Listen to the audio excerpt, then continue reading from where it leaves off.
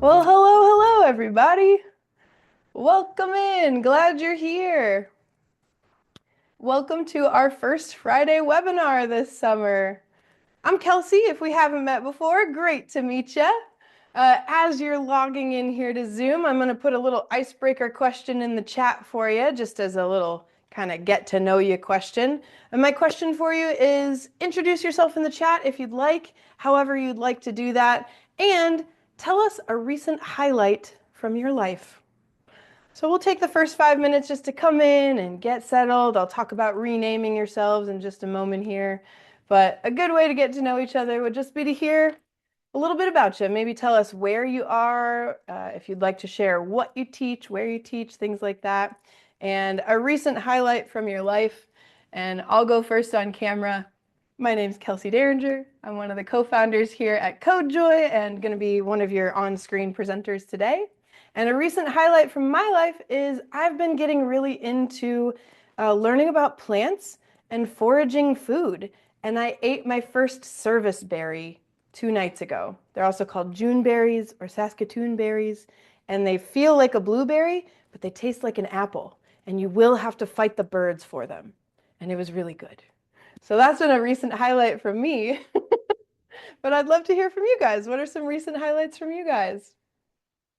Angela coming in from Virginia. You got a new Chihuahua puppy, Angela. That's so exciting. If the puppy is nearby and catchable, you should show us. I think that would all be our recent highlight if we got to see the puppy. Just saying. Oh, there's a puppy. Angela, may I spotlight you? Thumbs up if that's okay. Yeah, okay. Look it. It's a Chihuahua puppy. Yeah, that's great. Thank you, Angela. That's perfect.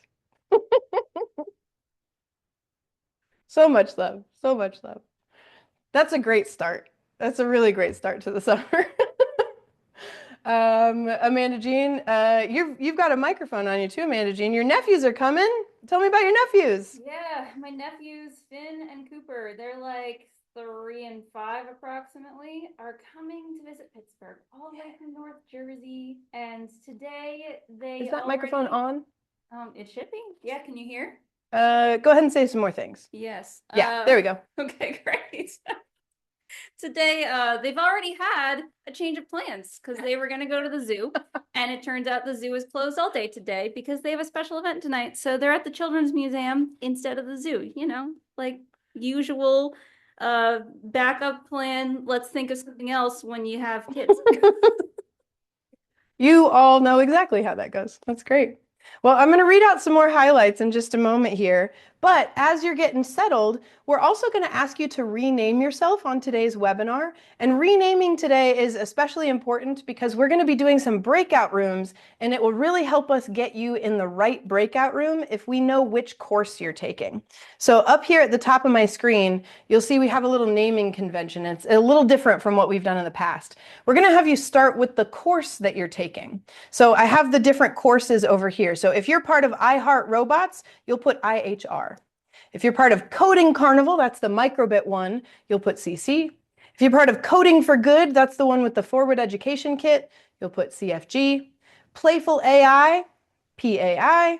And Farm Beats for Students, you can put FB or FBFS, either one. So you'll start with your course in parentheses there. Again, that'll really help us get you in the right spot. And then your name, whatever you'd like us to call you today. So if your name is Catherine, but you like to go by Kate, put Kate on there. I will call you whatever you call yourself. And then your pronouns there at the end. That's just really helpful so that we know how to refer to each other. Now, I know that some of you may be driving or in transit. If it is not safe or not possible for you to have your webcam on, that is totally okay. But as you guys probably remember from teaching during the pandemic, being able to see who you're talking to is really helpful. So if you're able to have your webcam on, that would be great, especially when we get into the breakout room portion of the day. But again, if it's not safe to do so, or if it's not possible, or if you're eating spaghetti, Keep your webcam off for that. That's fine. When you're done with your spaghetti, maybe you can turn it on. And then your microphones. We're going to keep everybody muted for the first part of today. But then when we go into those breakout rooms, the breakout rooms will be a great time to unmute, talk to each other, and talk to your instructor that day. So I'll go ahead and leave those up for just a little bit while I read out some more highlights from all of our participants today. Oh, and Sarah had a great question in the chat. How do you rename? To rename yourself, you can go find your square with your face or your name in it and go into the upper corner, and there are 3 little dots that will appear. And if you click on those 3 dots up in the corner, then you can rename yourself. Or if you're having trouble with that for whatever reason, you can also just type this in the chat and Matt will rename you. We got you covered. Linda says, oh, I'm in the bird brain one. The bird brain one is I Heart Robots. That's the bird brain one. So you can put IHR on your name there. All right, what are some other highlights coming in? We've got so many. Let's see. Sarah, your baby just graduated high school. That's so wonderful, Sarah. Congratulations. Let's see. Rachel just opened a makerspace at her high school. Congratulations, Rachel. I bet you got a bunch of new stuff to learn how to use. Maybe we can help you this summer. Oh, Carrie, our favorite butterfly gardener. Carrie, first monarch chrysalis happened last night. Congratulations. That's so cool. Jordan, tell me about, Jordan's in the studio with me here. Jordan, you've been studying coffee and rum production. What have you learned? I've been like an amateur coffee enthusiast for quite a number of years, just nerdy enough in many different areas, but had the opportunity to go to a Blue Mountain coffee farm in Jamaica, which was so lovely.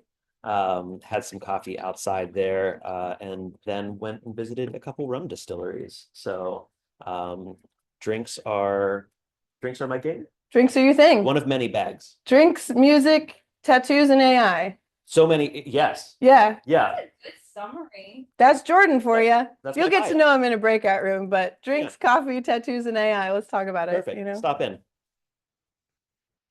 And music. Yeah. Suzanne, your school will be the first drone soccer team in South Florida. That sounds wonderful, and it's only a little bit dangerous. That sounds really fun. That sounds great. Oh, Carrie, you just had your last day of work until August. Highlights for you, Carrie. That's great. You're going to be on a cruise on Monday, Crystal. Congrats. Wear lots of sunscreen. Okay? Be safe. All right. Also, you know, don't breathe on too many of your fellow cruise members because you never know. Oh, your sons both graduated this May, Emily, one from college and one from high school. Big year for your family, Emily. Congratulations. Oh, we've got another, Colette is also going on a cruise. I love to hear it. And oh my goodness, Kristen, you just had your daughter 3 weeks ago. Wow, like snaps for Kristen. Amazing. I bet your daughter's even cuter than a Chihuahua puppy. And that was a really cute puppy, and I just bet. So I'm so glad, Kristen. I'm so glad you're with us today. Thanks for making the time. Let's see. Maria's got a puppy nearby too. I love that for you. Your youngest just graduated high school yesterday. Oh, Maria, the last bird, the last chick, getting ready. The nest. It's close. Oh, that's so exciting. We've got Brad here from Arkansas. Welcome in, Brad. Ooh, Sarah gets to go to Hawaii to present at a conference. I hope that means somebody else is going to pay for it, Sarah. That would be, yeah, Sarah knows how to travel, baby. That's great. Excellent. Let's see. Oh, wow. Nadia has been making all sorts of things. She's got an obsession with tillandsia plants. Nadia, if you want to put a picture of that in the chat, that sounds fascinating. I'm such a plant girl these days. So like, teach me about this plant. I would love to know. That's great. Hey, Linda, welcome in. Ale, I'm glad you're here. Welcome in. Oh, and Sarah had some questions about the robots behind me. What a great transition, Sarah. Sarah, you just set the ball. I'm gonna spike it. Let's get going, shall we? Well, Welcome in, everybody. I'm so glad that you're here and able to join us for our kickoff session for our summer learning with the Infosys Foundation USA's Summer Pathfinders Institute. So glad that you all can join us.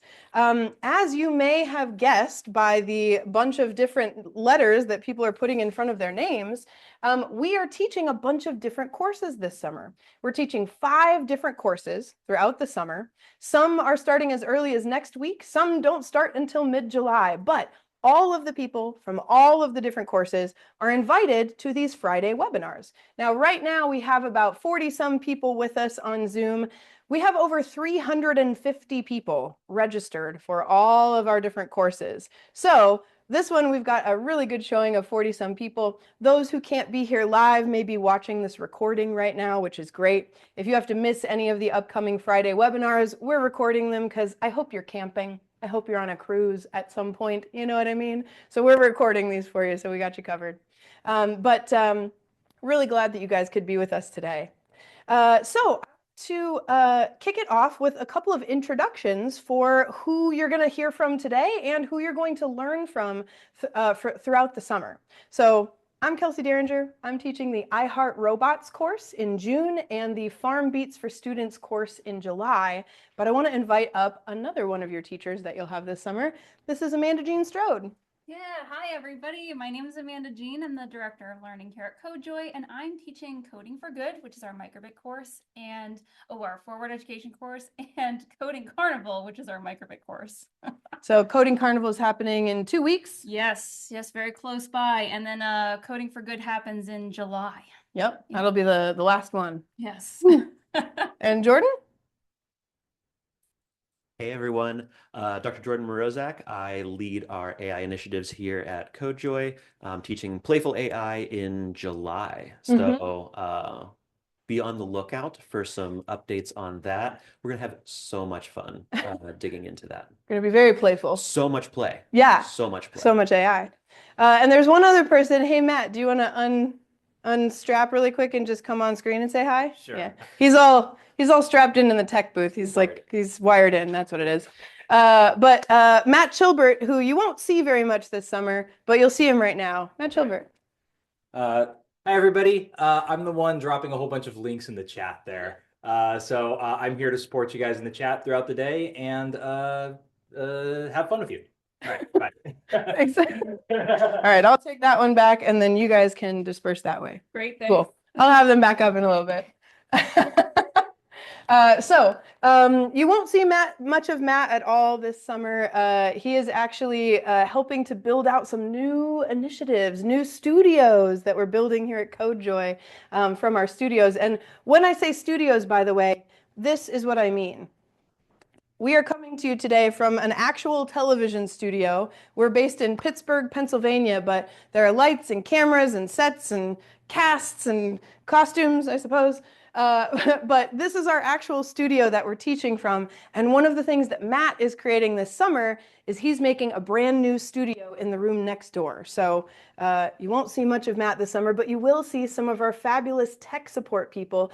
If you're a person who's doing tech support for us this summer, would you say hi in the chat and say, I'm a tech support person, or hi, something like that. I know we've got Carrie here. I don't know which of our other tech support folks we might have here, but our tech support folks, as they're introducing themselves, they're going to be the Matt of the future sessions. So dropping things in the chat, helping people in breakout rooms, etc. So Carrie is here. Hi, Carrie. We've actually got quite a big tech support team this summer. I think maybe 7 different people. Does that sound about right? 7 or 8 different people helping us out. So a huge team goes into making all of this possible. We also have other members of our team who may or may not be here today, but Susan Willems, who's our Director of Operations, she's who you've been getting emails from about your hardware and signing up for your sessions. And she's the one who bugs you until you do the things. That's Sue. She's really polite, but she's in charge of bugging people. So she's actually really nice, but that's her job. And then Mike, who helps create all of the website background stuff that we do. So that's a little bit about the team.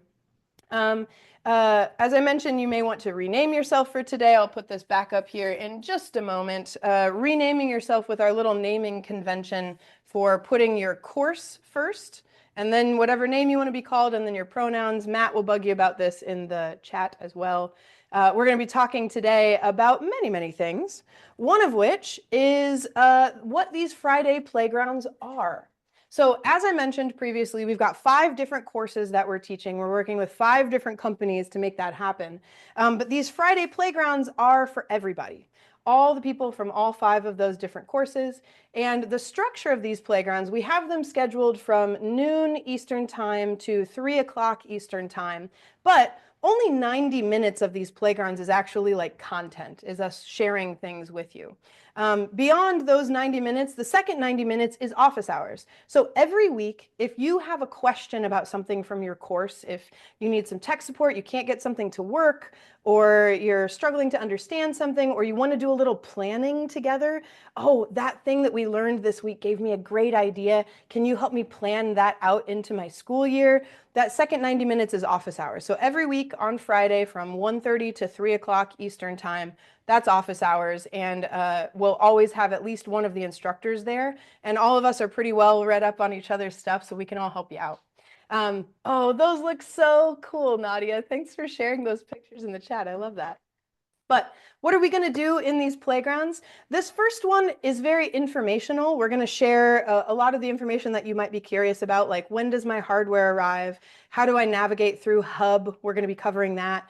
We're going to cover introducing you to your instructors, giving you a little time with them, letting you know some information from the Infosys Foundation as well. This one's going to be a little bit more informational, but by and large, the rest of our playgrounds this summer are going to be devoted to playing. And one of the ways that teachers really enjoy playing with each other is hearing what you're doing. What's Carrie been doing in her classroom? I'll give you a hint. It's cool. We've got a bunch of teachers who've been doing cool stuff in their classrooms to come on Fridays and share some of those project ideas with us, as well as, and I'll share this, I'll put the schedule up on the screen, but we're going to share it with you in just a moment too. All of these different things are happening this summer. One swift change that we just made is that, so this is our back to summer kickoff. We're going to be doing the Sustainable Development Design Sprint next week. So we're going to be talking about like the sustainable development goals and talking about how you might create a design sprint and learning from each other, because I bet you guys have done that before. So sharing some best practices. We'll be doing a classroom project spotlight for socio-emotional learning and robotics sort of crossover projects. That'll be on the 19th. Then we're going to take 2 weeks off because it's the height of summer. It's too hot to do webinars on Fridays for those 2 weeks, so we're not doing it. But then we'll come back in July. We're going to do another classroom project spotlight. And then on the 17th, that one, I really hope you guys can be there for the 17th. If there's only one other webinar that you can attend live, I hope it's the 17th, because we have a lineup of, currently we have 7 different folks who are working in different industries, and they're going to come and talk about what the reality of work is like for them right now. This is not a career day for you exactly, because we hope you keep teaching. This is a career day for you to take a look inside what it's really like in the workforce right now and ask some questions. So we've got folks who work in seed genetics. We've got folks who are toy engineers. We've got a compass inventor. We have somebody who's in charge of product for a robotics company. All kinds of different folks coming in that you can learn from and hopefully take some of that back to your classrooms. Some of the questions we're going to be asking them are like, how do you use AI? How is AI failing? How is hiring happening? Things like that, things you can share with your students. And then we're going to be doing some playful AI. Jordan's going to do a spotlight project on the 24th. And then our very last one on July 31st, we'll be updating about some of the conferences that we've all been to this summer and showing you some things you can use in your classrooms next year. Excellent. Oh, that's fantastic, Colette. This is, that sounds like a really fun training coming up. That's great. Sweet. So that's a little bit about what we're doing here today. And what's going to be happening this summer. But now I'm going to share a link with you in the chat to your learning document for the day. Now you're going to get used to learning documents. You're going to get one for your course and one for the webinars. So we like to organize things for you so that things are easy to find and easy to navigate to. So if you click on that learning document link there, this is our learning document for all the different webinars. And if you happen to be on a desktop computer, you'll see all these different dates there. So we have a different tab on this Google Doc for each of the different dates. Or if you're on a phone, you can look at the bottom of your phone and there's a little bar that you can like navigate back and forth through. You can see all the different tabs. But everything that we talk about today is going to be in this learning document here. So I was just scrolling through it, but I'll go back up to the top. You can see our agenda for the day. This recording, we're going to post right here as well. So all the different recordings you'll be able to access. We're making a playlist on YouTube. Right now, we're going to show you a video in just a moment here. That's the first thing on there, but all the recordings will be in that playlist on YouTube. And all the different things that we talk about will be in here as well. Any links that we share, any guests that we have, any resources that they want to share with you, those will all be right there. So as far as these Friday webinars are concerned, we really encourage you, if you can, to attend them live. We're trying to make all of them as interactive as possible, again, beyond this one, which is more informational. But if you can't make them live, we are recording them, so you'll get those as well. In terms of this Pathfinders Summer Institute, we, CodeJoy, have been involved with this since 2020. And even previous to that, I helped out on some of the courses at BirdBrain when I worked there, when it used to be in person. But starting in 2020, we've been doing courses or supporting other people's courses since then. Let's see. Oh, wrong year, 2025. Oh, that might be the wrong link. We have the right link for you. We'll grab it in just a second. Thank you, thank you. You see, we did this last year too.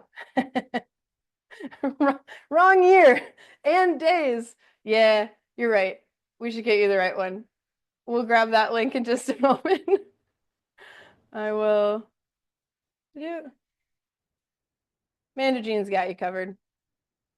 She'll get you that correct one. But while she is, a little bit of our history with Pathfinders. As I mentioned, we've been doing courses with Pathfinders since 2020, but this Summer Institute has existed much longer than that. Thank you, Amanda Jean. She just put the correct link in the chat there for you. So that should get you to this fancy, fancy document right here.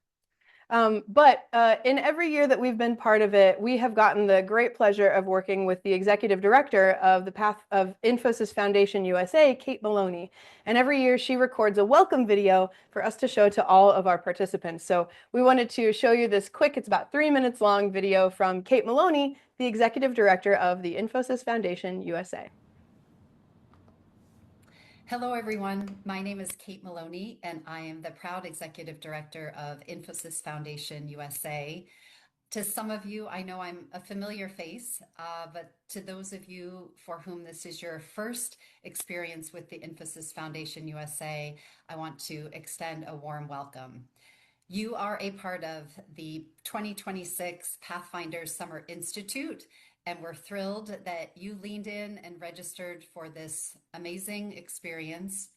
We promise that it will be so because we have worked with these incredible professional development providers for the past 8 years, and we're really thrilled to bring this opportunity once again to each of you. The theme, Pathways to Possibility, was intentionally defined, and what that reflects is really the possibility that you are creating for your students.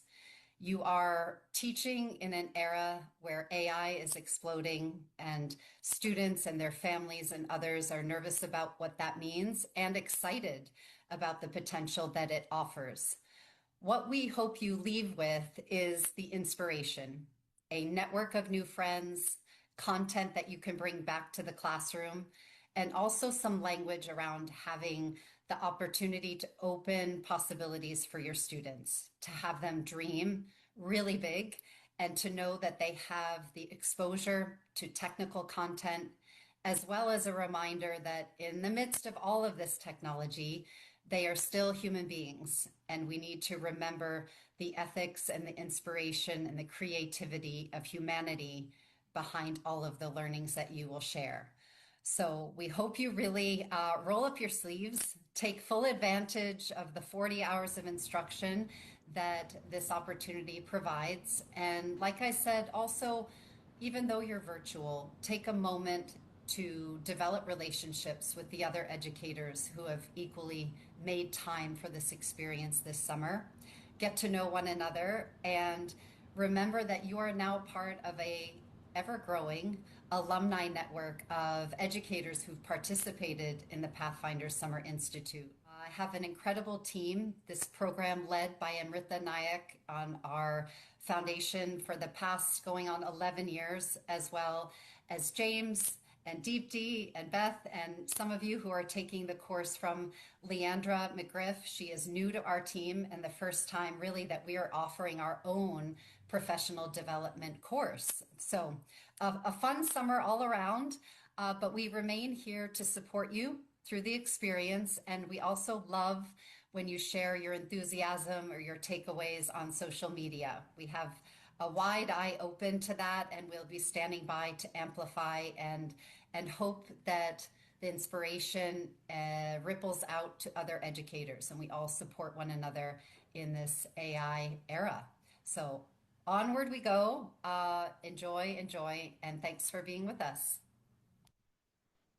So that's Kate Maloney. If you find yourself at CSTA or ISTE or any of those big conferences this summer, she's probably there. She's probably wearing like fabulous heels. So make sure you go up and introduce yourself to Kate. She's a real joy. A quick welcome from her. And as she mentioned, social media is going to kind of factor in a little bit this summer. So these are some social media handles. They will be on all of your learning documents. Plus, there's others as well, you know, how they change across the different platforms. So you definitely, if you want to make any posts about anything, tag the Infosys Foundation USA and be sure to tag CodeJoy as well. And like I said, these social media handles are also going to always be on the bottom of all of your learning documents that you can tag people on. Beyond just giving you those handles, we are also, the Infosys Foundation USA is actually running a pretty interesting program this summer to kind of like encourage and incentivize social media posts a little bit. They're calling it what is it called? The Top 10 PSI Digital Champions. That's what it is. So the idea here is that they'll introduce this Digital Champions Award, an initiative to recognize 10 PSI educator voices. So to be considered, you could post a photo or a video or a blog or a story on LinkedIn, Instagram, or Facebook. So they're going to focus on those three platforms, LinkedIn, Instagram, or Facebook. Respond to at least one of the suggested prompts, which we'll go ahead and put those in here as well. I think we left those out, but there's some suggested prompts that they have. And then just tag the Infosys Foundation, and all of the different hashtags and whatnot are up here, hashtags and @. Use that hashtag on it. And they're going to highlight the 10 educators whose posts stand out for their clarity, creativity, frequency, so posting more than once, and classroom relevance. The selected contributors will be recognized with some swag and some awards at the end of the summer. Now, the person you want to reach out to if you've got any questions or if you want to be like, all right, I'm in, is Deepti. Deepti's email is right here. So Deepti is in charge of sort of social media for Infosys Foundation USA. So you can get some more info from her, but we'll be sure to add their suggested prompts in here as well. So if you want to start thinking about how to get some real good swag, they always have great swag at their conferences. So check that out. All right, so beyond that, let's give you a little orientation to what is happening in these courses. When we say a course, what does that mean? And to help us understand that, I'm going to invite Amanda Jean Strode up to do a little orientation to your course. So I'll take my coffee cup with me because I can't be without my tea with probably too much cream in it. It's the best. And we'll switch off. Have fun. Hey everybody, it's good to see all of you. I, of course, am teaching a few of our courses this summer, but I thought it'd be great to go through all of our courses and give you the most important need-to-know information about each one. So I'm going to start us off. While you stand there, you want to just clip that to yourself? I just want to make sure they can hear you well. Yeah. All right. Perfect. While I am clipping, let me go ahead and put this up. to showcase what the different courses are this summer. There we go. So there are 5 different courses this summer. And of course, each of you for your specific course should know, what your sessions and things are because, well, hopefully you signed up for those already, but we'll talk to you about how you can look at your session times and things very, very soon. But as we go through the summer, our first course is going to be I Heart Robots. Then Coding Carnival should be happening soon after, just about the week after. Then in July, we're going to have Playful AI, Farm Beats, and Coding for Good. And then, of course, throughout all of that time, almost every single Friday, you'll have a Friday playground just like this one. Now, what can you expect in each of those courses? Well, these are the things that you're looking for. First, every single course has an A, B, and a C session, right? And those are required sessions for your core content so that you get everything that you need to know to take that material back into your classroom. Of course, all of those sessions and all of our times are very flexible. I'm sure you saw already, you have multiple options of when you can attend those courses, and that's based on your own availability. You might choose a morning course because right afterwards you got to take a kid to summer camp, or you might choose an evening course because you want to work on something. Maybe you're across the entire United States in Pacific time, and those evening courses might work better for you. So that's the flexible timing that's available for you. Another good thing to know is that all of your courses are going to have homework in your A and your B session. There's no homework for session C because that's the last session. So we're not going to make you do homework if you're not necessarily coming back. But there will be homework to do, and that homework is nothing big. It's more like practicing some of the things we learned or actually creating a project that you might use in your classroom, things along those lines. Then there are asynchronous options, which some of you might have chosen already, right? Maybe there's a session you just can't make it to because you're on vacation or something is important in your life that is happening. That's no problem. If you are doing an asynchronous session, you are definitely going to have makeup work. And that just showcases to us that you did in fact watch the recording and participate and do the learning. And that's especially important for those A and B sessions because we're going to learn something that probably has to do with the session following. We want to make sure you have all of that great content to go with it. Every single course, of course, gets hardware. We're going to talk about hardware specifically and look at the hardware that you get for each of your courses, along with tell you when your hardware should arrive. So I know a couple people were already asking those questions in the chat. Don't worry, we've got you covered. We're going to explain all of that in detail. And along with that too, just a note that some of your courses, depending on what you're going to be learning, might have a little bit of extra material. And usually that's things like cardboard and craft materials. And that's just good things to have around, right? For Bird Brain course, I Heart Robots, for example, you're going to be building robots and you're definitely going to need some cardboard. So when you are getting your emails for your session courses, you'll get information about what you're going to need for that day or that session in particular. But make sure to, be gathering stuff along the way. That should be pretty good. Cool. All right, let me go ahead and scoot over here. Great.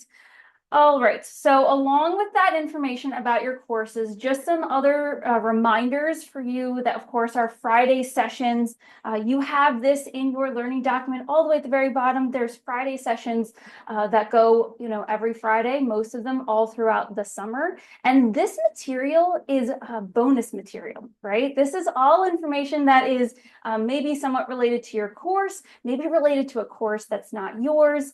Maybe it's an extension of information that might be helpful to you in your classroom, along with lots of career and AI connections, which is really, really great. I know that those are all very important topics in all of our classrooms, throughout the United States.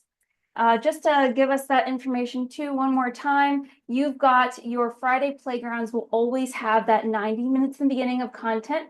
Very similar to this, probably a little bit more hands-on, but we got a lot of important stuff to tell you today. You'll have office hours. That's where you can come and ask questions, get help, or even just like hang and play, right? They're all meant to be playful, so it is not necessarily meant to be like a sit and get webinar like today. It'll be time for you to come and experiment with things that are new for sure. And we definitely really encourage you to go to all of those sessions. And if you can't, of course, there's recordings that'll be there waiting for you when you need them. Now, to get into some of this information in a little bit more detail, I'm going to be handing things back to Kelsey, who's going to guide us through what we need to know on our computers on CodeJoy Hub. How do you get to your session? Where are the links that you need? How do you get to those recordings? Kelsey's going to help you out and get you all of that information. All right, so Kelsey, you ready to go? All right, thanks, Managing. You got it. And if you can put that mic right back here, that's great. Okay, so CodeJoy Hub. See, I had to fill up my tea for this one. I'm so excited that we have CodeJoy Hub as part of our professional development this summer. CodeJoy Hub is a system that Mike Cotterman created for us. And if you've come to any of our live interactive student shows before, you've already interacted with CodeJoy Hub. That is how you like register for and get reminder emails for those student sessions. However, we've expanded it this summer to be available for professional development. And the whole point of this is so that you can sign up for the sessions that work for you. Because there's always a session A, B, and C, but we're running session A for iHeartRobots. We're running session A 6 times. So you got 6 different choices of when to join. You've got, I think, 4 different choices for Coding Carnival, kind of based on the size of the different courses. So how do you choose those sessions? How do you get there? That's what we're going to cover now. So that is also how you get to your live session. So some of this may be a bit of a review for you because, you know, you're here right now. So you did something very right to get here. But I'm going to put a link in the chat. The place to get to CodeJoy Hub is to go sign in. And so the sign in page looks like this. And when you get there, if you already have an account, which you probably already have, you would just log in. You got to remember which email you used to log in, which is sort of the hardest part sometimes. But you go to log in here. And once you get to that login page, it'll ask you for, you know, your account and your password, and it'll ask you, are you a robot? And then it'll ask you a math question. And it's really important when you click that you're not a robot that you wait for it to verify that you're not a robot and then answer the math question. If you do the math question too soon, it's like, too soon, I thought you were a robot. So you got to kind of wait for it. But then once you get into Hub, this is your home page. So at any point when you're on CodeJoy Hub, you can click home and it'll bring you here. Now, my home page is very, very busy because I'm the co-founder of CodeJoy. So even though this is my like personal account, this is my like Gmail account, I have a bunch of stuff in here. But on the left-hand side, you'll see your upcoming sessions that you've signed up for. You'll see the initiatives that you're part of. We always sign me up for all the initiatives to test it. And then over here, you'll see the current courses that you're signed up for. So if you go to your course page for Infosys Foundation, so for example, I signed myself up for iHeartRobots. If I go to my iHeartRobots course page, this is the page where you can see the sessions that you have signed up for and change them if you want. So on this course page, it'll tell you kind of a little bit of information about it. And it'll say, okay, Kelsey, you signed yourself up for the Tuesday, June 9th, 1 p.m. session. Great. That's my session A. Here's my session B that I signed myself up for. Here's the session C. Now you might notice that some of these say asynchronous. We don't let you guys sign yourself up for asynchronous. That's something we have to do manually for you. So you'll pick a live session. However, if you find that you're like, something came up, kiddo has to go to the zoo, a panda was born, whatever it is, you can let us know, hey, I need an asynchronous session for that one. And you can email hello@codejoy.org and Susan will manually sign you up for that. Also, if you signed up for a live session and you miss it, and you weren't there in attendance, we will also automatically then put you in that asynchronous session. So if you, let's say you signed yourself up for the Monday session and then you missed it and you come back here and you see that you're signed up for asynchronous, here is how you can change any of your sessions. If you're like, that one doesn't work for me anymore, here's what you do. This is a very scary button, but I promise it's the right one. It says change or cancel this enrollment. I know it says or cancel, but this is just how you change it. So it's the button that's like right underneath the course tile. And I would click on change or cancel this enrollment. And now when I go in here, I can see all the different session times and I can be like, oh, you know what? Actually, I want to change to Saturday the 13th. That one's going to work better for me, but I want to stay async for that one and I want to stay async for that one. Great. This is also where you can sign up for all the webinars. And I recommend that you go ahead and just sign up for all the webinars like this. Burp, burp, burp, burp, burp. Just check all of them there. Great. And then hit submit. And that way, if you want to join any of them, you'll do it. You'll get a little green thing across the top that says, hey, your change was successful. And now when I go back in and look now, it says Saturday, June 13th. Great. And when I go down to the webinars, you'll also see these are the times that I have registered for now. Awesome. And here's the one that I didn't register for. I didn't register for today, but that's okay. They're still accessible. So even if you don't register for those webinars, they're still on there. And that's great because when you want to go in and access any of the resources from any of those sessions, you can click on that session time. So for example, I could click on this session time here, and this is where you will join the meeting. If it's during the meeting time, I believe if it's like 12 hours, a certain number of hours before the meeting time starts, it'll say join meeting. And if it's before the actual meeting time starts, it'll take you to a page with a countdown because we're dramatic and we thought that'd be fun. It lets you know you're in the right spot, but it's not time yet. So if you click join the meeting and your meeting hasn't started yet, you'll go to a countdown page. But then 10 minutes before the workshop starts, you'll get bumped into the waiting room.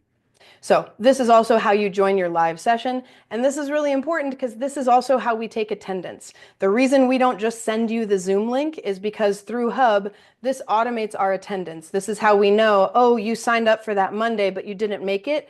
So we'll put you in the asynchronous session. Okay. So if you go to a session and it's not the day of that session, like let's say I go to my June 13th one, it won't say join session because there ain't nothing to join yet. It'll say the link to join your session will be here when it's the day of. So that's how you'll join your session, is you'll go into that session page and you'll get a link there. This is also where your learning document and a link to the recordings will also be posted. I'm still creating that for iHeartRobots. I know it starts on Monday, but I'll get there. It'll be great. We'll have it. But the link to your learning document and your video like playlist for the recordings will also be here that day. So should look something like that. And I'm seeing a note in the chat saying it doesn't quite look like it does on Kelsey's page. Should look something like this with your sessions and whatnot. And actually, Carrie, let me make you a co-host really quick. Do you want to unmute and tell me what looks different? Because I would love to know. So now that you're a co-host, you're allowed to unmute, Carrie. What looks different on your screen? I don't know if it's just because mine just does not look like that. It doesn't show that the sessions are look like I can send you guys something, but I just wondered if anyone else, if theirs looked like yours or if it was coming, because mine doesn't. I'll send you some Yeah, send me some screenshots of what it looks stuff. like. But just checking in, maybe we can just go, I can see anybody who has their webcam on, I can see you guys right now. Does CodeJoy Hub look something like this on your screen with the sessions and whatnot? Yeah? Okay, I'm seeing some thumbs up. Thumbs down if yours looks totally different. I'm seeing lots of thumbs up. Okay, I see one thumbs down. Judith's might look a little different. Yeah, go ahead, Amanda. We will put screenshots of exactly what it looks like in your learning document when we're done today. So that way everyone knows what it should look like. And if for some reason you have any trials or tribulations along the way, you can always send us an email. We're happy to solve your problems, before you get to class. But I see enough thumbs up to make me feel that they should look like Kelsey's screen. And if not, no worries. We'll put screenshots in the learning doc. And Carrie, it could also be because you're tech support, and so you're special. Could be that. Yeah. Thank you, though. As I mentioned, this is the first time we're using CodeJoy Hub for professional development. So, we're just doing it with 350 people. It's like not a big deal. That's not true. We've used it with smaller initiatives leading up to this, but this is the biggest one we've used it with. Yes. So thanks for helping us be the first large scale initiative that we're doing it with. That's how you'll see your learning doc and recording. You can also find this stuff in your email. So this is my personal email. I won't show you my actual inbox because it's deeply embarrassing how many unread emails I have. I'm going to say it's because it's all spam. It's not. It's important. But when you go to find like an email, you can search stuff from CodeJoy. You could search from like the address that it will be coming from is it'll come from hello@codejoy.org.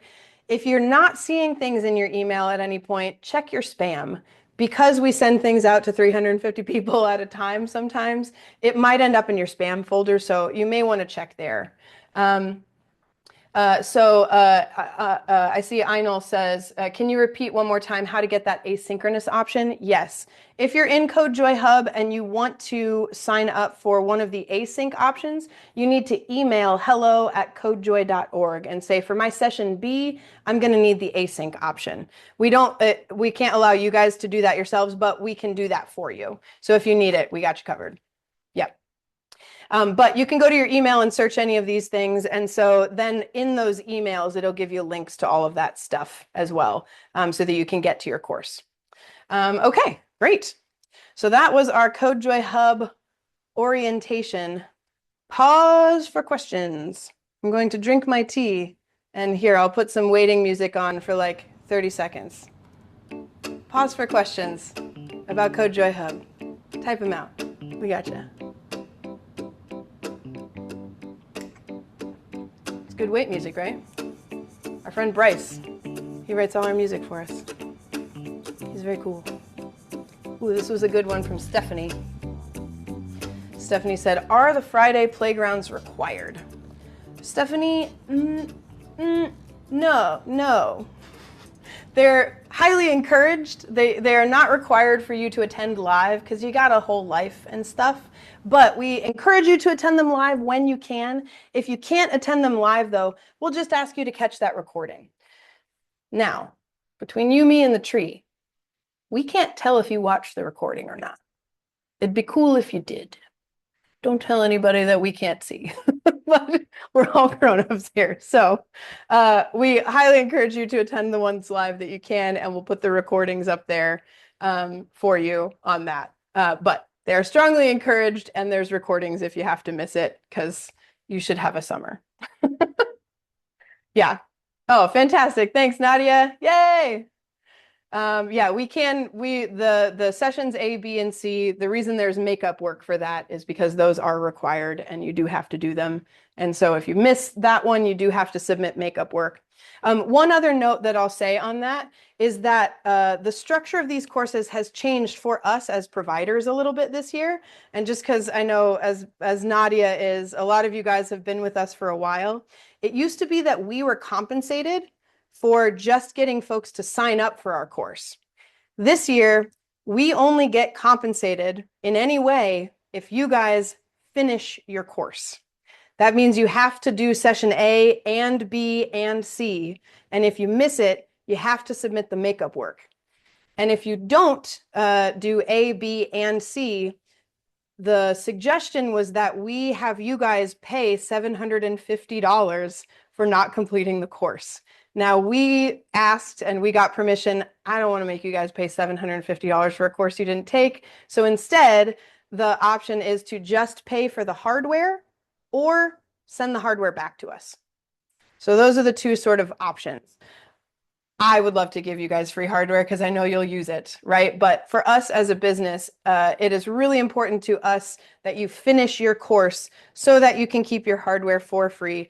And if you don't finish that course, that you send that hardware back or pay for the cost of the hardware. And there's a slightly different cost for each of the different courses. But just to let you guys on a little bit of how that has changed for us, it is extra important. And that means Sue will bug you extra hard to finish your sessions A, B, and C this year because our compensation structured. Yeah. Sarah, one of our courses, actually, I think the last Friday playground, we're going to go over different ways to get grants to get hardware for your classrooms. So the July 31st, the News You Can Use one, that one, we're going to specifically go over. Here's ways that we've worked with teachers to get hardware grants for their classrooms. And we'll share some examples of that. got you covered. Yeah, it's sort of only fair, I know, but also like I just want to give you guys free stuff. So like that's sort of my default, you know? So anywho. All right. I think we answered all the questions that came in specifically about Hub, which means we can transition to our little get to know your teacher part of the day. So I'm very excited. Oh, wait, no, we got to do hardware. Got to do hardware. All right. So you guys are getting some hardware this year. What hardware are you getting? And also when? Let's talk about it. Okay. So I'm going to start with So since this is the first course that we're going to be doing, I Heart Robots, that is the bird brain course, you guys should have gotten your hardware already. Thumbs up if you got your bird brain kit already, if you're in I Heart Robots. I see Dell did a yay. Carrie says yes. Great. Okay. If you are in I Heart Robots, but you have not yet received your hardware, please message Matt and let him know I'm in I Heart Robots, but I haven't gotten my hardware yet. That's the only one that's definitely been delivered because this one starts next week. So this kit is the Hummingbird Robotics kit. It comes with a microbit, as do all of our things that we're doing this summer because it's an awesome tool with really great global support. And it's got an extension board that allows you, I'll give you this, you can put that on. It's got an extension board. It comes with a bunch of sensors and lights and motors that you can attach to it. And we're going to be making a bunch of different projects with this. So as far as other supplies, I recommend don't throw your recycling out yet. Keep your recycling this week and next week. A hot glue gun and either a blade or a pair of scissors and some markers, and we can make everything. There's not going to be any particularly special, you don't need straws or string or anything like that. Everything's just going to be with like cardboard and hot glue and stuff this year. So I Heart Robots, you should have received your hardware already. If you have not received it, please private message Matt and Sue will help you argue with UPS. Sue will advocate to the post people with you to find your stuff. Or another good one is just like ask your neighbor if it got delivered to them, or ask your spouse. It's surprising how many people are like, I didn't get my hardware. And we're like, did you ask your husband? And they're like, I got my hardware. So ask your spouse first. All right, so that's for I Heart Robots. The next course that starts after that is Coding Carnival, and Amanda Jean's going to show you what you're getting for that. You got that right. All right. Hey, everybody. I will tell you, if you are in Coding Carnival, your package has been shipped. And it's in an envelope that looks something like this, but a little bit more official because, you know, it has a stamp from the United States Post Office on it. But it was very lovingly and stressfully packed for you and sent your way. So if you don't have it yet, keep your eye on that mailbox, all right? Because it should be arriving any moment, any day, within the week, next week, something along those lines. I imagine it depends on like how far away are you from Pittsburgh, might be a deciding factor, right? But they were all sent. Oh, Colette's got hers, and so is Janet. Yes, I'm so excited to hear that. Well, let's take a look and see what's inside this package so that we can get a better idea. Inside your package, you have all kinds of fun bits and things, but most importantly, you've got 2 Microbit Go packs. And those Microbit Go packs, of course, are just like your typical Microbit, but they come with extra little things like batteries and a battery pack and a USB cord to plug it into your computer. So those are really handy and great. Along with those, we have lots of fun things and stuff. You've got these tools in here called ring bits, which we'll use to attach to your Microbit. You've also got a NeoPixel strip, which is like a fancy light of some kind.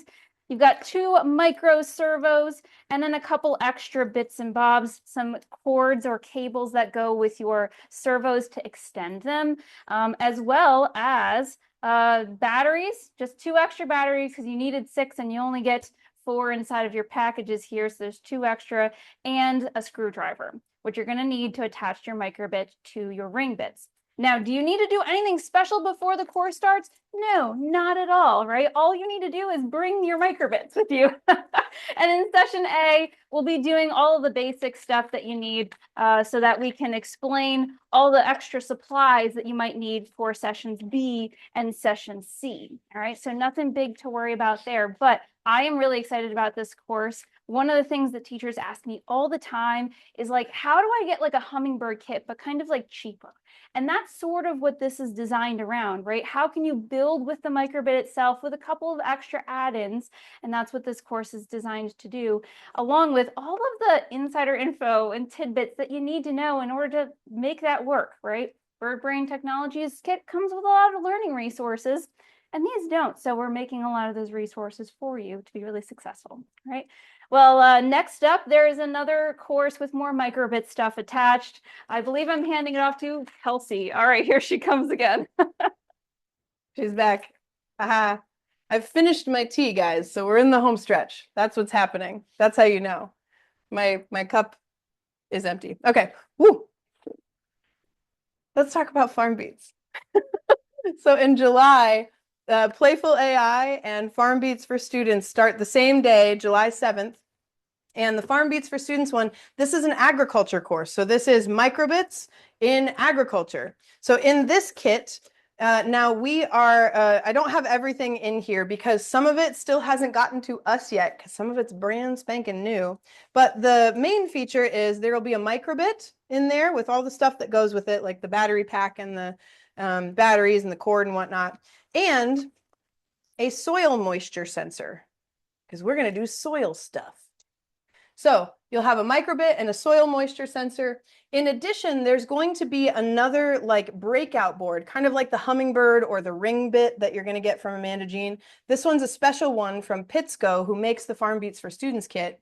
And this breakout board is what you'll plug the microbit into, and it will allow you to attach two other things that are going to come with it, a micro servo and a pump, like a water pump.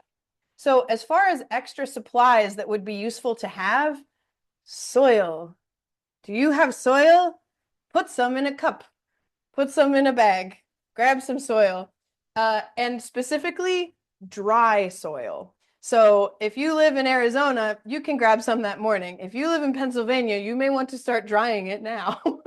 I have taught this workshop a bunch of times now, and having super dry soil really helps. So for me, when I didn't grab it in time to just let it kind of lay out and dry, I put it on a cookie sheet and baked it in my oven for an hour, and my apartment smelled really weird. So it's possible to dry soil in many different ways, but you'll want what comes in the kit, and then you'll also want some soil to go along with it. That could also be like a potted plant. That would count. It also comes with some like alligator clips and things like that. But your hardware for Farm Beats should be arriving the final week of June, like the week of June 29th / like the first week of July, because the course itself starts on July 7th. So Farm Beats for Students, you guys will be getting your stuff end of June, beginning of July. Next up, so nobody has that yet. I don't even have it yet. We'll get it together. But next up, I'm going to invite Jordan up to talk about your hardware for Playful AI. Thank you, Kelsey. Lovely to see you all. So if you are so wise that you signed up for Playful AI this summer, get ready to become my best friend. So we're going to be doing some exploration with artificial intelligence, and so much of AI is built upon data, right? We understand data is the architecture of what artificial intelligence is. But we've also been focusing a lot over the past couple of years on generative artificial intelligence. We're going to dig into different kinds of generative artificial intelligence, but we're also going to be connecting that to real-world solutions and real-world problems. And so as part of the experience with Playful AI, you'll be getting 2 microbits, and you'll also be getting 2 of the charge kits. Alt 2. Alt 2. Sorry, I thought it was already on there. Sorry. You got it. We're getting 2 of the microbits and 2 of the charge kits, right? And so the charge kit is just providing a space for us to make the microbit live in a mobile capacity, and also giving it battery power. And with the microbit, we'll be able to use different kinds of sensors and different kinds of data to train it using Create AI. And so you can anticipate doing some fun explorations around vibe coding, around some generative prompting, but also I would anticipate being able to build something that looks a little bit like a turntable. Ooh. And so we're going to be training some motion sensors on this kind of thing and learning how to parse through data with this. So if you're joining for Playful AI, those should be arriving to you probably in the start of July, if I'm not mistaken. So I am currently tweaking and playing with mine to get us ready to explore over the summer. If you have any questions, please let me know, but I'm looking forward to joining you all and being able to dig into some of the new cutting edge technology around artificial intelligence, but being very mindful of connecting it to real world creativity. I'm turning it back over to Kelsey. Yeah. While you two switch mics, I'm going to answer a question that came in the chat. Katie said, how many of these should I have? And then helpfully, Katie put a link in the chat to an image. Let me look at it, Katie. What do we got? It's the distance sensor. It's the distance sensor. Katie, you only have one of those. So one distance sensor, one LED strip, 2 ring bits, 2 motors, 2 microbits. Yeah. So that's how many of those things that you should have. Yes. And to the few people who have said, oh man, I wish I could have signed up for all the courses or multiple courses, while you're only allowed to sign up for one through Pathfinders, something that you may notice what we're doing right now is we're recording all of these and we're making these recordings available. We're going to make just like the raw recordings available as quickly as possible for you guys this summer so that you can do your makeup work. But we have a plan. We have the concept of a plan to release these as courses throughout the year. So if there's something that you really wish you could have joined Playful AI, our plan is to record these in such a way that we can release them throughout the school year as like, here's the whole Playful AI course. If you couldn't catch it during the summer, catch it from in this way. And we'll be able to get you like, here's the hardware that you'd need, and you'd be able to order that hardware if you need it to do that. So stay tuned for things that we're still working how to do. Okay, Amanda Jean, what about the hardware for Coding for Good? Alrighty, everybody. So this is our last course to touch base on hardware with before we go and do Meet Your Teacher. But this is our Coding for Good course that comes with a Coding for Good kit. And if you are doing this course, you're one of the very first educators in the United States to be getting this kit. Woo-woo. It's brand new from our friends at Forward Education, and it's got a lot of cool things. If you're familiar with Forward Education, then you're probably really familiar with some of their other things, like they use the Microbit Charge all the time to play with Microbit Create AI. They also have a kit called the Climate Action Kit, but this kit is like a step up from that Climate Action Kit. It has a lot of the same components like the breakout board. It uses a microbit like many of our other things. It has all the same connectors, but thank you, Kelsey. There's additional things in here that are really cool. They have this LCD screen as a new addition to the kit. There's also new sensors, including PIR, color sensing, and temperature. Are additional sensors in this kit that you would not get in the Climate Action Kit. So that's really cool. In the course, of course, we're going to play with all of these things that are inside. We're going to do a lot with their learning platform where they have tons and tons of lesson plans that are ready to go for you in your classroom. But we'll also expand upon that and talk about how can you really create. Oh, excuse me. Oh, sorry, guys. How can you create creatively with a kit like this? All right, now, before I move along and hand it back to Kelsey to set us up, one other note I want to make is that every single course has something with a microbit in it. And when you come to your course to do your learning, you're going to need to plug your microbit into your computer. Yeah. Right? Now, if you are going to be doing that and you have a Mac, for example, you're probably going to need a special adapter to get that plugged in. So when you get your kit, look at the plug, look at the cord. It probably looks something like this, right? So this is a typical USB Sorry cord. about that. I accidentally opened breakout rooms. Oh, Did not okay. mean to do that. Nobody go in quite yet. Do not go anywhere. Yeah. Don't go anywhere. Sorry. Oh about no, that, everybody. they're already going, man. They'll be back. I closed them. We'll reopen them in a minute. Okay. So sorry about that, everybody. Well, we'll give it just a second. I will slightly vamp for 45 seconds until those folks come back. But anyway, You will get a USB cord that looks something like this. It'll have a side that of course plugs in the microbit, and then a typical USB that plugs into your computer. And again, I can never ever say this enough. Bring an adapter to your course, right? If you need to ask your husband for one, or go steal one out of your teacher friend's desk, or borrow the one that you have in your school computer, right? This is going to be a big ticket item, is being able to plug in. So bring an adapter with you for every single course, no matter which one it is, because they all are using the microbit. Looks like we're almost ready to invite everybody back and talk about our Meet Your Teacher, which will be in breakout rooms momentarily. So we're going to come back in a sec.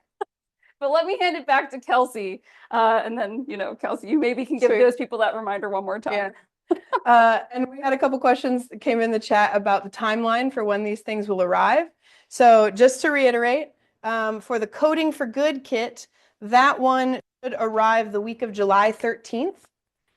Because your course starts the following week. So the Coding for Good kit, the one that Amanda Jean just showed, that should arrive the week of July 13th. Both Playful AI and Farm Beats for Students, those should both arrive the week of June 29th. So the final week of June and beginning of July, sort of that week leading up to the holiday. As you can imagine, there's a lot of sort of operations around all of this, and you can always email hello@codejoy.org. That is monitored not only by me, which I'm very unreliable via email, but by Sue, who is very reliable via email. She will get you an answer, and Amanda Jean, who's very reliable. I am doing this too much to be that accessible via email. We're going to do a little thing we're calling Meet Your Teacher. We figure, at the beginning of the school year, especially for folks who are new to the school, some of you are returning, but some of you are brand new to CodeJoy, we wanted to give you a chance to meet the people you'll be learning from this summer. So in just a moment, we're going to open breakout rooms, and we have assigned you to the room that your teacher is in. So if you're in iHeart Robots or Farm Beats, you'll be with me. If you're in Coding Carnival or Coding for Good, you'll be with Amanda Jean. And if you're in Playful AI, you'll be with Jordan. This is a great time at this point to turn on your camera if you would like. If you're in a safe and not eating soup sort of space to do that, you can do it. We're also going to now turn on the Zoom feature, which will allow you guys to unmute. So your instructor will probably share a little bit first, but then this will be a discussion. So if you've got questions for them about the course, questions for them about themselves, I think it's really nice to know who you're learning from and what their background is, and kind of know where they're coming from. So this will be a time for you to get to know your teacher a little bit. We'll spend about 15 minutes or so in these breakout rooms, kind of getting to know each other, and then we'll come back in and we'll kind of do a little bit of a closing, and then that will be the end of the content for today. But if there's any questions that you didn't get answered, or you need any kind of tech support or have hardware questions, things like that, after we come back from breakout rooms and kind of close out the content for this session, we'll still run this Zoom for the next little while so that you can ask any questions that you might have, and at least Matt, if not Matt and a couple of our other team members, will be able to stay on beyond 1:30 so that we can answer any questions you might have. And if you can't turn on your camera, Kathy, we got you. You're all good. It's just cool if you can. So Matt, are you ready?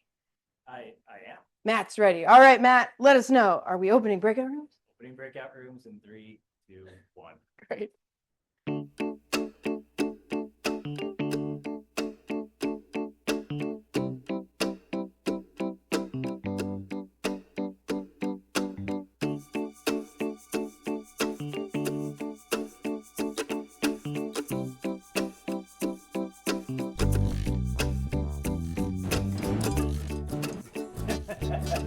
Here she comes to join the webinar. She's coming back to the studio.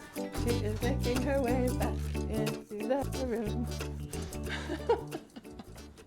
La la la la la la la. Hello.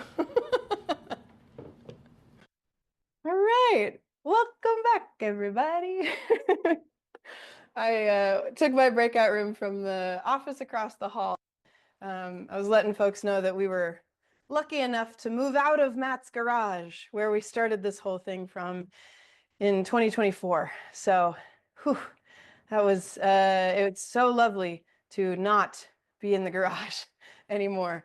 That said, we still have the garage, and Amanda Jean will be teaching from there for her first course in June. She will be the last person to teach in the garage. So we brought it into this world, and you'll take it out, Amanda Jean, as Matt rebuilds it in the room next to here. So that's great. And Nicole, we had just closed all the breakout rooms just to kind of bring everybody back together to finish it out today. So a reflection question we're going to put in the chat here that we thought might be a good way to kind of end things is, what's something either that you learned about your instructor or your course that makes you excited about the summer? So something that you learned about your instructor and or your course that makes you excited about learning together this summer. You can type those things out in the chat. I will say I am excited to learn that one person in my course lives like maybe 45 minutes from where I used to live, which is so cool. The world is so small, you know? All right. Hey, Deanne says, my person, this is Amanda Jean, knows how to integrate computer science into content areas with the best of them. She is the best at that, that's for sure, for sure. Kathy says we seem enthusiastic. Yeah, we are. You kind of can't stop us, Kathy. We're hyped. This is what we love to do. All of us have a bit of a performance background. So Amanda Jean's done like musicals and color guard, and Jordan has a master's in the bass. I don't, but that's a good. He plays the bass. Yeah, I went to school for music. Yeah, he went to school for music and he plays the bass. Yeah, that was close. And I was a theater kid, so we're very enthusiastic about what we do here. Yeah. Excited to learn that Coding for Good is a brand new kit, says Rachel. Katie's excited we'll be using MakeCode. Yeah, I think in iHeart Robots, I think we're going to use Snap, but I think all the other courses are going to use a little bit of MakeCode along with other programs as well. This is a great opportunity to engage students, says Stephanie. Great. Katie, I do like tea with a lot of cream. New ways to use microbits. Yeah. Amanda Jean knows how to write grants. I need a lot of help with that. I want to reiterate that final Friday webinar, July 31st, we're going to be talking about the ways that we have worked with different schools and teachers and districts kind of at different levels to write different grants, whether it's just like a, oh, I'm blanking on the name of, like, it's not Teachers Pay Teachers, but like Donors Choose, that's what it is. How to write a Donors Choose, or how to find grants at the state level so that your state will give you money to get stuff and professional development things. That final playground on the 31st, we're going to talk about that a lot. Excited to create some robots. Nadia, I was telling her about the Desticle course you made with BristleBots, Matt. Yeah, that Desticle course, they made BristleBots, and then they made an entire obstacle course for the BristleBots to try to get through. It was all on a slight incline, and it was smashing and swooshing and all kinds of things. American Gladiators for BristleBots. Yeah, absolutely. I want to make things move, says Einel. Yeah, that is just the best. When you code something and you see it light up, you see it move, we're going to do that. Cool. Very new to coding, and all this is coding stuff, so I'm excited to learn lots of things. Zena, you are in the right spot. We specialize in reaching teachers who haven't done this before or who are trying to do something new with it. So you're in the right spot to learn with a lot of really cool people. Yeah. Excellent. Well, thank you all for joining us today. We're going to go ahead and transition into the office hours portion. So if you have any questions that weren't answered during today's webinar, or if you want to stick around to hear other people's questions, you're welcome to do so. However, if you got what you need from today, have a great Friday. I hope it's nice weather where you are, and we will see you at your course or next Friday for our next Friday playground. Next Friday, we're going to be getting into the sustainable development goals and talking about creating like science challenges around those. So we hope we see you back next Friday. Thanks, everybody. Have a great weekend. Bye, y'all.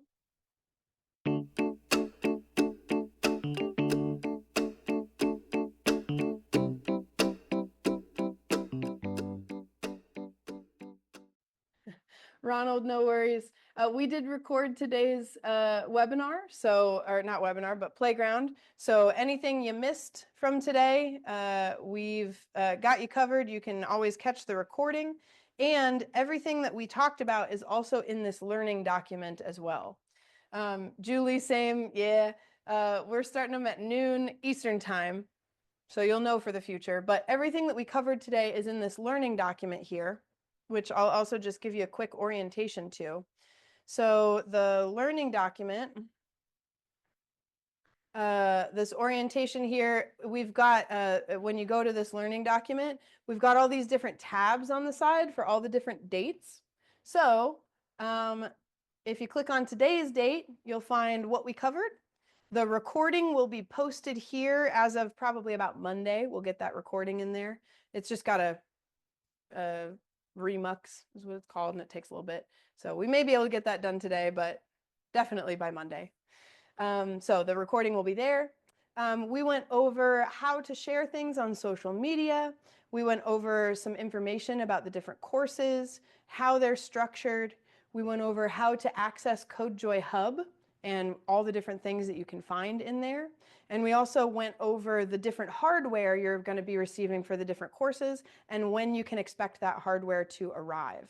And then we did a little meet your teacher. So we just did some breakout rooms with everybody. So we also have the Friday webinar schedule posted here. We made one slight switcheroo, which is we switched the 12th and the 19th. But if you want to catch any of that information, it's in your learning doc here, and then we'll also post the recording early next week so you can catch anything that you might have missed. Yeah. Nadia really wants to know about the Desticle course. You got anything for him, Matt? You know what? I really don't. We didn't take any pictures. We only got through the sort of like play stage on it. We never actually brought it out to the museum floor like we would have with a lot of the other ones. But it was a lot of fun.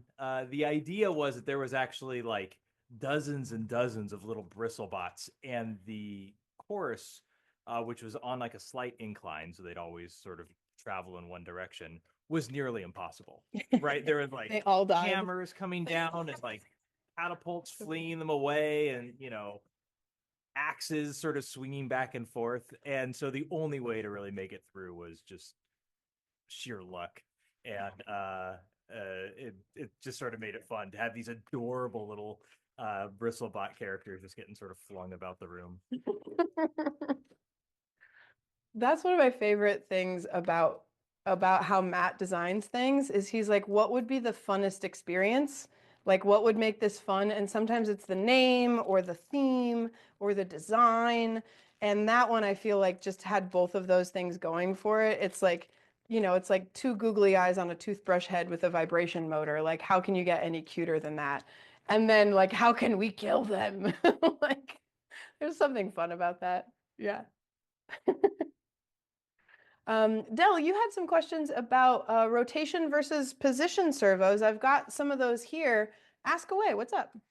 Hi. So, my students, they worked on some projects this year, and when it came to the rotation servos, they worked fine. All of them worked fine. We had no issues.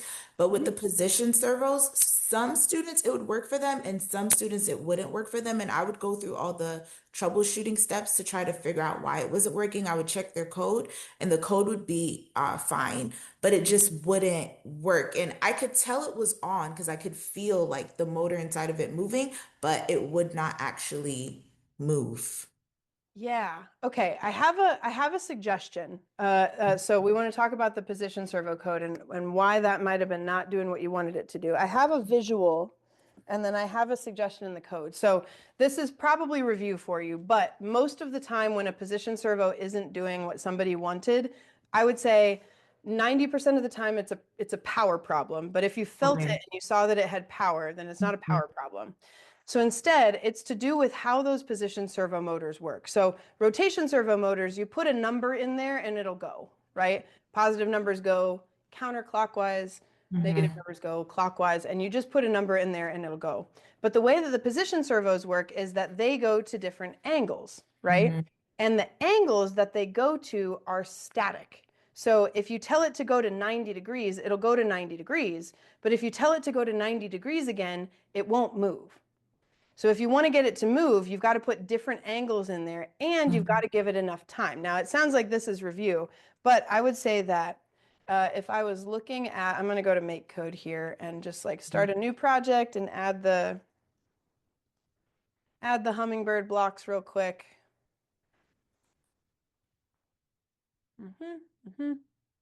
So whenever you're coding, were you using make code as your programming language or? Yeah, okay, great. So I'm going to put the hummingbird block in there. I'll zoom in a little bit. So one of the best ways that I'd like to teach for if you're using make code to make sure that your position servo is doing what you want it to do is to use the buttons as a form of input and have the position servo motor, making sure that that it says position servo on the block and it says position servo on your component, right? So say like, all right, I'm going to have the A button go to 90 degrees. I'm going to have the B button take it to 180 degrees. And then I'm going to have the, no, I don't want to add a comment. I want to duplicate it. There we are. And then I would have the A and B button go to like 0 degrees, something like that. So with a code like this is almost always the first code that I have anybody build with their position servo, because once we've built that code, then when you've got your hummingbird and you've got it plugged in, then you can, press the buttons and like this one will go to 90 degrees, 0 degrees, and 180 or whatever I programmed it to be. But then you'll know where your angles are. So if this, and this works, then that means your motor is working and it has power and everything, and something's not right in the code, right? Okay. So that's usually the place code-wise that I have people start out, because now we know the motor's working, and if something's wrong, it's a me problem and it's a code problem, right? So that's a really good place to start. But then in the code itself, let's say we're using our forever loop and we're like just trying to get it to maybe like go back and forth to a couple different angles. If I were to just put two motors next to it, two motor blocks next to each other like this, if I have it going from 0 to 180 degrees, if I just have it like that, what you'll feel is you'll feel the motor going, and it sometimes won't even move, and it might start to get hot. And you know why. I see you nodding. Why? It needs a pause in between, right? It does. Yeah. It totally does. It not only needs a pause in between, but it also needs a pause afterwards as well. Because it's got to have time to get from this angle to this angle, and then because it's a loop, from this angle back to this angle. And the further you go with your angles, the more time it's going to need. So right now, I only have a 100 millisecond pause in there. I bet you it would do something like this. Even though I have it going from 0 to 180, it would probably do this, because it might take an entire half a second to get all the way back and forth from these two. So the further you have to go, the longer it takes. And the way I like to explain this is because of the space-time continuum, because it takes time to move through space, and the further you're going to go, the longer it's going to take, right? So that is the other biggest thing that I see people when they've got a code, especially once you start putting it inside some sort of conditional statement. Even in a conditional statement, if I were going to then expand this out to be like, all right, if let's say we're using a distance sensor. So I'm going to get my hummingbird distance sensor. If the hummingbird distance is less than 10 centimeters, if something is less than 10 centimeters away, I want it to move back and forth like this. Otherwise, I just want it to stay at 90 degrees. Even when you have that movement inside the conditional statement, this is basically a loop in there. So even inside the conditional statement, you still need the pause in between and the pause afterwards, because without it, you'd have the same problem as you would have with this code.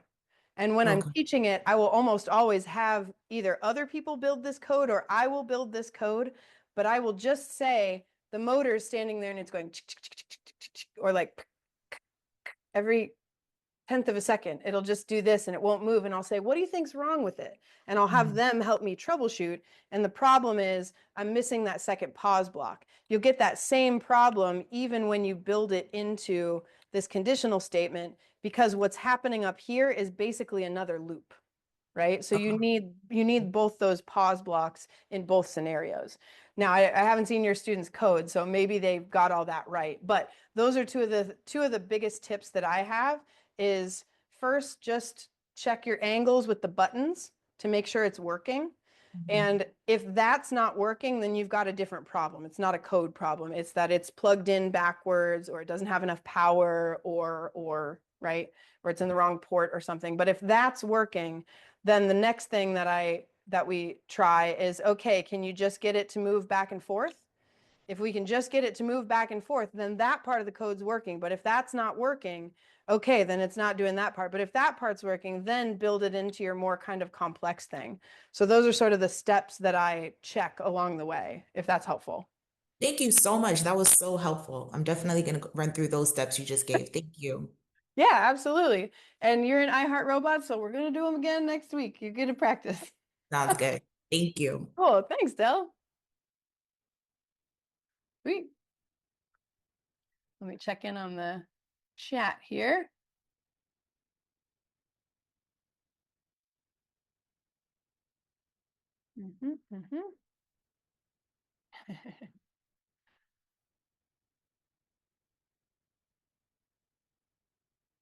Yeah, I remember making bristle bots as part of the after-school STEM program. Those little motors, those are just vibration motors, yeah? Just little vibe motors. They're like less than $1. They're super. Yeah, the kit on Brown Dog Gadgets made it all very official. You know, like We never had a kit. We just would like saw the heads of toothbrushes off, yeah, glue on a battery, and then yeah, that's pretty much what we did too. But I mean, I think just seeing that kit, you're like, okay, I could get that piece and that piece. And that yeah, piece. yeah. Sometimes it's nice to start with a kit and then be like, all right, but I could make that for cheaper. Yeah, you definitely could. I am going to have to sign off here. I'm going to kind of hand it over to Matt to manage any other questions that might come in. Does anybody have any other questions for, oh, Colette had a good one. I teach 600 students. All of the kits that we teach this summer are meant to be reusable.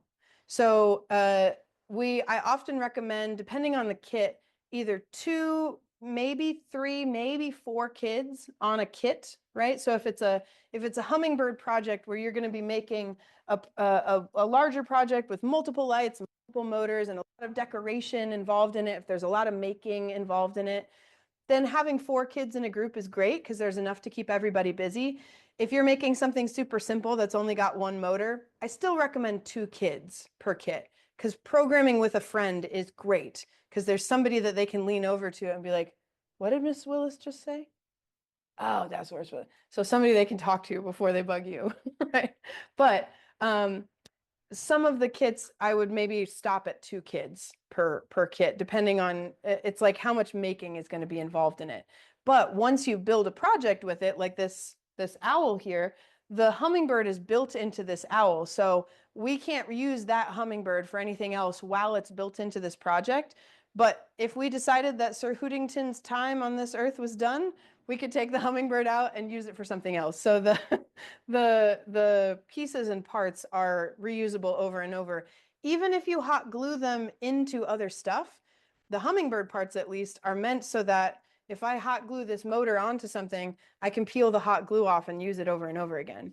In the coding carnival kit, those pieces are a little bit smaller, so they're a little less robust. And that's sort of part of the trade-off between those. And in the coding for good kit, you don't hot glue that. It snaps together like Lego stuff. But for the Coding Carnival kit, you could definitely still reuse all of those parts and pieces. You would just want to make with an eye towards being able to reuse them. You know what I mean? Like the projects that they're going to make them in.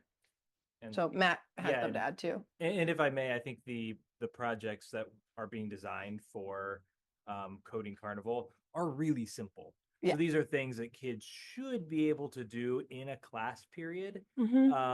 Whether they get to build it and then experiment with it in a single class period, I think it has Might take 2 or 3, yeah. has a lot to do with you know your all the factors in your classroom. But all that to say, I think they should be able to build something, play with it, and then take it apart and have something ready for the next group. Yeah. So Colette, it kind of depends on your setup. So if you need to reuse the same kit the next class period, you might design different projects for your kids than somebody who's going to have their kids build something and then put it out on display for other kids to come interact with, right? If you're making a robot mini golf course, you'd want to set that up and leave it for a little while so kids can play with it. But when you're done with the course, the mini golf course, you can take that apart and reuse the pieces.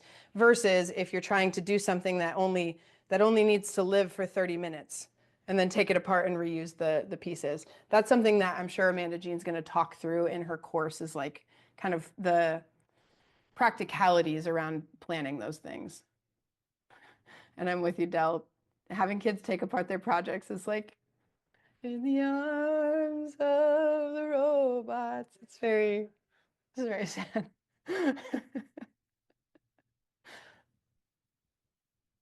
All right, I'm gonna have to hop off here, but I leave you in the very, very capable hands of Matt and Jordan if you're free to stick around. If you guys have any other questions, feel free to ask them. I will see y'all next week.